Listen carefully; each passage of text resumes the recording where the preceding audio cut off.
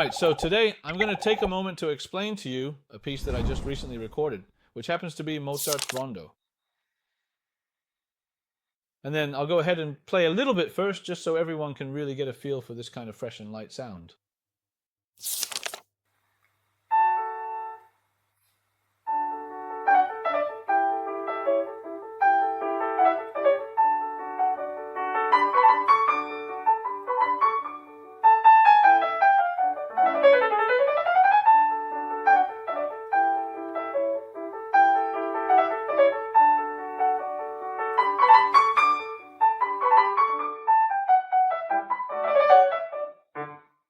Right, Mozart's music, within these seemingly very, very simple notes, actually, the first thing that's quite challenging is what? It's the left hand.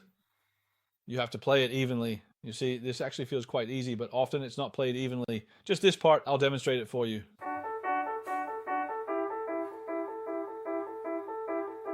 And it's easy to play.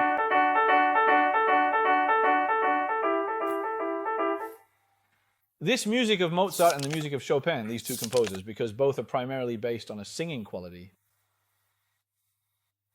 the most challenging thing is, how should I put it? His left hand is like the roots of a tree.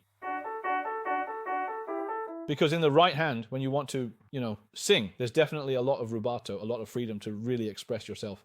Now, if the right hand is, let's say, infinitely free, with absolutely no restrictions at all, then it's like leaves swaying gently in the wind, just like leaves on a tree. If your tree roots are not solid and firmly anchored, then the whole thing, the entire tree, gets uprooted and blown away by the wind. So this is actually very dangerous. So the left hand must be practiced first before anything else. Let's ignore the melody for now, just for the moment. So first we need to focus on. And the thumb is always light.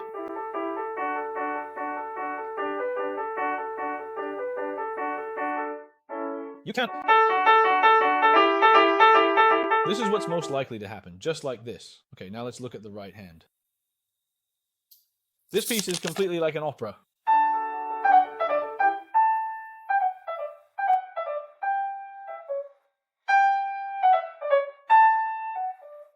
It's not flat. You must remember, Mozart's music is never flat. It's always swinging. Yeah, it's all a bit rhythmic.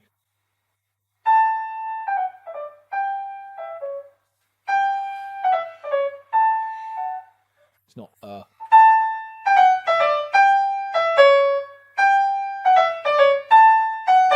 It's always.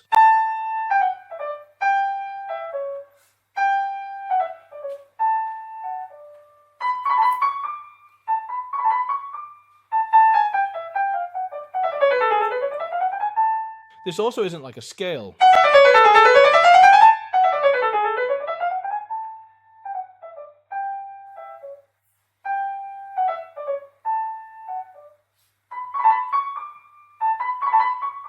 And then for this particular hand, you must gently and slightly grip the keys, making sure to do so with care. Because only by gripping the notes like this, if you play loosely like this, that won't work. What if it's all like this? If they're all standing up, the sound won't work either. There's no release or tension. It's always. But when it finally comes out at the very end, the shape of the finger must have this, you see. It must stand up at the end. Otherwise, the final note will sound weak. Especially in a concert hall, it'll end up. You won't really hear it, right? So this is actually about being very careful and precise with the degree of adjustment. This balance is extremely important. You simply can't have too much or too little. And that is exactly why Mozart is so difficult to play. It's because in this small world, you have to create the feeling of a universe. But if you make this universe too vast, it's no longer Mozart. It's a small world, a delicate world. Right? Well, let's give it a try. Left hand is the root, right hand is the leaf. With your right hand, bounce the ball up. With your left hand, maintain control. You must always carefully control the right hand's trailing notes as if you were gently pulling them along. Now about the pedal, don't overdo it. Especially like this, if they're blurred together, it's disastrous. Truly disastrous. It's a total disaster. It must be light. It can't be. It can't be heavy. You can't press too hard. It must be light, and you must constantly analyze it with your ears.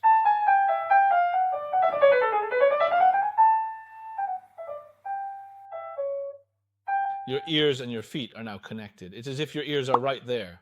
You know, your sensitivity must be like a super advanced computer. You're constantly analyzing the effect of the sound waves being transmitted. If it's even slightly muddy, immediately lift it up. So your foot can't press too deep. It should always be right on the edge. There. Up. At the slightest hint of a change. See, it's already up.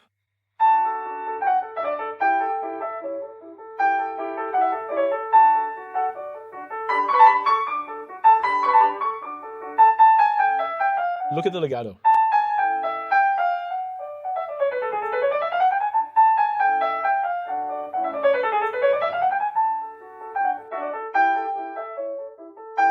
Who says playing piano isn't tiring for the feet? Sometimes my feet go numb.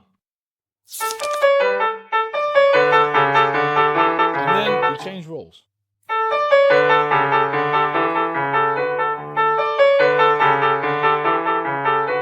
Here comes your auntie.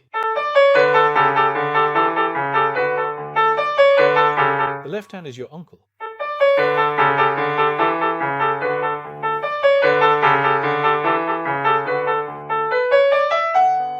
Cousins here.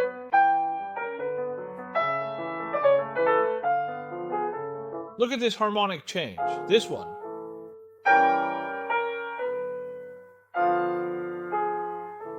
Right, you know, this also really needs a very subtle and careful touch.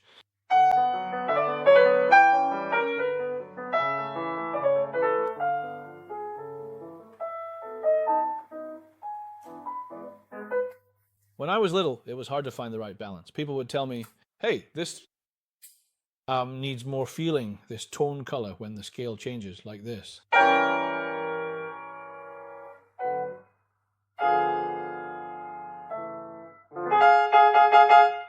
Intervals, like these intervals. Right, you need to react to the sevenths, whether it's a major or minor seventh. And then I would overdo it, for example. I just had to make people, you know. So you start with this reaction, but if you overdo it, then it's very uncomfortable. It feels like Mozart suddenly grew a beard.